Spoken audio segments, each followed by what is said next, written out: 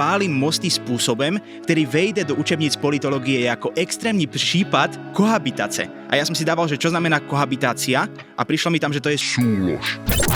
Tak vyhráža sa súložou vašemu pánovi prezidentovi?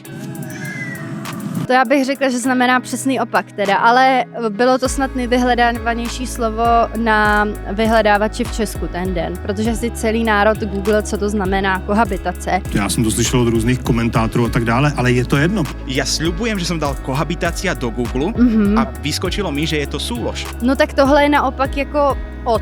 Od súlož?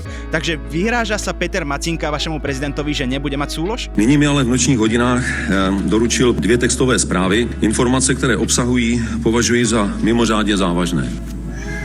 Tady mu chtěl vyjádřit, že to bude extrémní případ jaksi nekooperování mezi vládou a mezi prezidentem, že si budou házet klacky pod nohy, lidově řečeno. Ale o souložení, myslím si, že ještě trošku později v noci a třeba by to tam padlo taky. Pane kolego, já mám 2 malé děti, jo, takže